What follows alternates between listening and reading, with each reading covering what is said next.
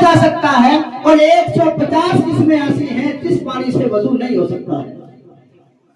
Total یعنی اعلیٰ حضرت نے 300 کے قریب پانی کی قسمیں بتائی کہ پانی کتنی قسموں کا ہے، 300 قسموں کے قریب ہے، جس میں سے 150 قسم ایسی ہے جس سے وضو ہو جاتا ہے اور اس کے علاوہ 150 قسم ایسی ہے جس سے وضو نہیں ہو پاتا ہے۔ آپ نے تیمم کے بارے میں سنا ہوگا، آپ کے اساتذہ نے یہاں آپ کو بتایا ہوگا تیمم کس چیز سے کیا جاتا ہے؟ مٹی سے۔ کس سے کیا جاتا ہے؟ شاباش، مٹی سے، ماشاءاللہ۔ اکثر یہ بیسک چیزوں کا آپ کو نالج ہے، میں اس کی بھی مبارکباد آپ کو بھی پیش کروں گا، اساتذہ کو بھی اور حضرت کو بھی مبارکباد دوں گا اس کی۔ پانی کو تیمم کس سے کیا جاتا ہے؟ مٹی سے۔ کسی اور چیز سے ہوتا ہے؟ نہیں ہوتا ابھی تک، کیونکہ ہم نے سنا ہی یہی ہے کہ تیمم مٹی سے ہوتا ہے۔ لیکن جب اعلیٰ حضرت نے اپنا قلم اٹھایا، لکھنا شروع کیا، اعلیٰ حضرت نے ایک مٹی کو نہیں لکھا، حالانکہ قرآن میں مٹی کا حکم ہے، فَتَيَمَّمُوا صَعِيدًا طَيِّبًا، پاک مٹی سے تیمم کر لو۔ لیکن جب اعلیٰ حضرت کا قلم اٹھا، ان کے علم کا اندازہ کرو، آج ہم ان کے علم کی طرف جا رہے ہیں کہ ان کا علمی مقام کیا ہے، اللہ نے انہیں علم کتنا دیا ہے، آج میں وہ آپ کے سامنے بیان کرنا چاہتا ہوں۔ ہم نے صرف اب تک یہی سنا، وہ چاہے اساتذہ ہوں یا آپ ہوں، کہ تیمم کس سے ہوتا ہے؟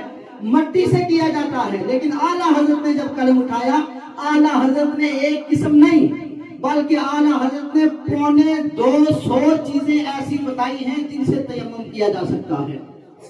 کتنی چیزیں بتائی؟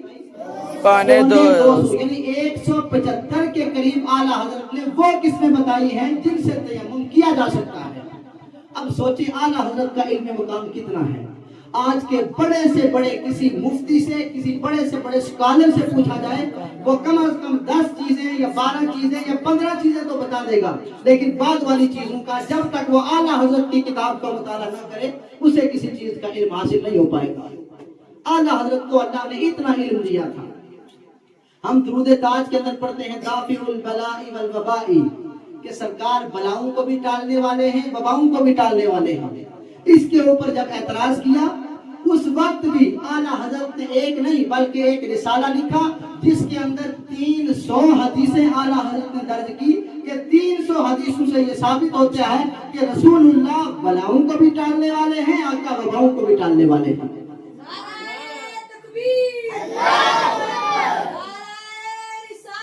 یا رسول اللہ، زندہ باد، زندہ باد،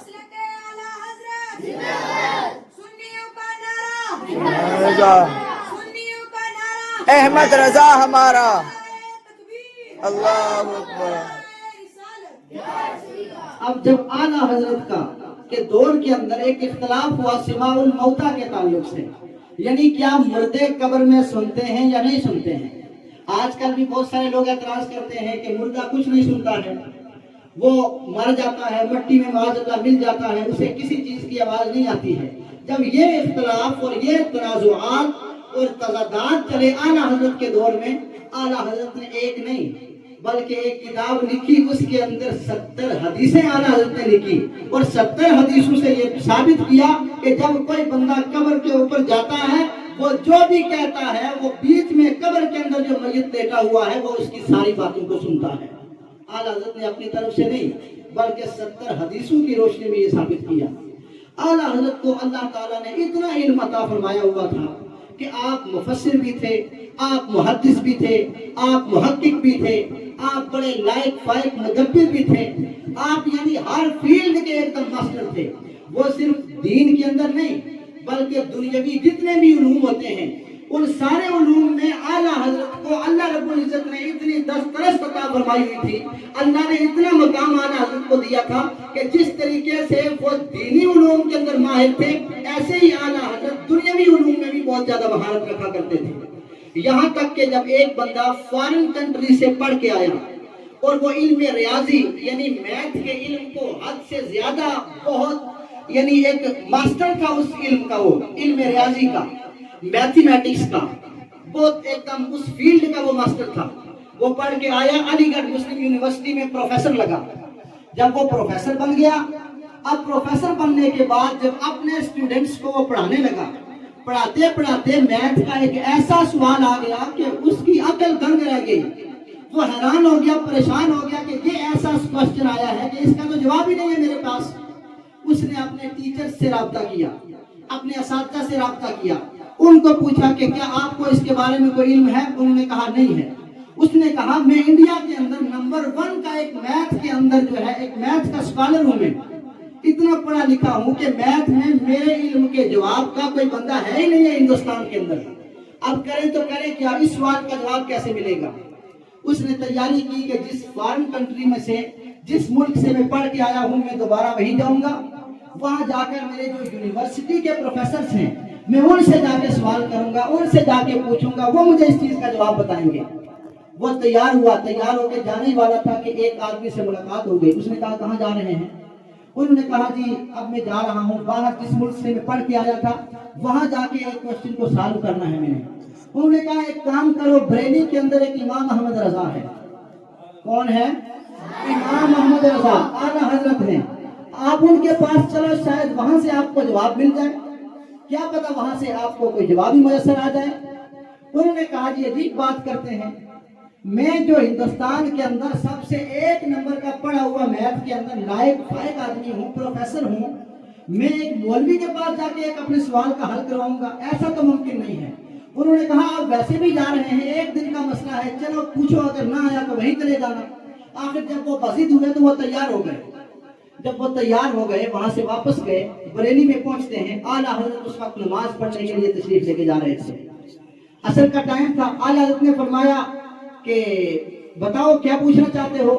انہوں نے کہا حضرت اصل میں سوال بہت لمبا ہے، وقت لگے گا، آپ نماز پڑھ لیں، نماز کے بعد انشاءاللہ ہم دوبارہ بیٹھیں گے، پھر میں آپ کو بتاؤں گا، سمجھاؤں گا، پھر اس کے بعد مجھے جواب چاہیے۔ اعلیٰ حضرت نے فرمایا نہیں، تم جلدی جلدی بولو، بعد میں مجھے اور بھی ہزاروں کام ہوتے ہیں، کیا سوال ہے تمہارا؟ انہوں نے وہ پورا سوال جب سامنے رکھا، اسی وقت اعلیٰ حضرت نے زمین کے اوپر ایک نقشہ تیار کیا۔ زمین پہ پورا نقشہ کھینچنے کے بعد اعلیٰ حضرت نے فرمایا اس نقشے کے اوپر غور کرو۔ اس بندے نے جب غور کیا، غور کرنے کے بعد اعلیٰ حضرت ساتھ میں ایکسپلین کرتے گئے، ان کو ساتھ میں سمجھاتے گئے، اور 2 منٹ کے اندر ہی اس بندے کا وہ سوال حل ہو جاتا ہے، وہ کوشچن سالو ہو جاتا ہے۔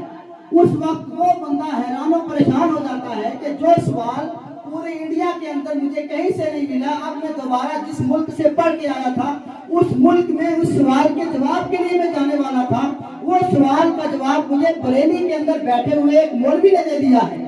اس وقت اس نے ایک ہی جملہ کہا، اس نے کہا کہ جو میں باہر کئی سارے تقریباً 15-20 سال جو باہر ملک میں لگا کر میتھ سیکھ کر کے انڈیا کے اندر آیا ہوں، وہ سارے کے سارے سال میں نے ضائع کر دیے ہیں۔ اگر ان سے بہتر تھا کہ میں اعلیٰ حضرت امام احمد رضا کی بارگاہ میں آ کے پڑھتا تو آج جو علم میں نے وہاں حاصل کیا تھا وہ علم میں اعلیٰ حضرت سے 1 سال میں حاصل کر لیتا۔ نعرہ تکبیر، نعرہ رسالت، نعرہ حیدری، حیدری، جشن عرس رضوی، جشن عرس رضوی۔ صرف دینی علوم کی بات نہیں کرتا، میں دنیاوی علوم کے بارے میں آپ کو بتاتا ہوں۔ آج تک آپ نے کیا سنا ہے کہ زمین گھومتی ہے یا نہیں گھومتی ہے؟ آپ نے سنا اس بارے میں کچھ؟ کسی نے کچھ سنا کہ زمین گھومتی ہے یا ٹھہری ہوئی ہے؟ شاید آپ نے نہیں سنا ہوگا۔ سائنس یہ کہتی ہے کہ زمین گھومتی ہے، زمین چکر لگاتی ہے، 1 سیکنڈ میں پتہ نہیں کتنے 100 میل کا جو ہے وہ راؤنڈ کاٹ دیتی ہے، سائنس یہ کہتی ہے۔ لیکن قرآن نے کیا کہا؟ وَالشَّمْسُ تَجْرِي لِمُسْتَقَرٍّ لَهَا، کہ زمین گھومتی نہیں ہے، زمین اپنی جگہ رکی ہوئی ہے۔ گھومتا کون ہے؟ گھومتا سورج ہے۔ اعلیٰ حضرت نے بھی قرآن کے موقف کو لیا اور جو سائنسدان تھے، سائنٹسٹ جو تھے، ان کے موقف کو رد کیا۔ اعلیٰ حضرت نے فرمایا ایسا نہیں ہے، بلکہ یہ جو زمین ہے یہ زمین ٹھہری ہوئی ہے، زمین نہیں گھومتی ہے بلکہ گھومنے والا چاند ہے، گھومنے والا سورج ہے، یہ زمین نہیں گھومتی ہے۔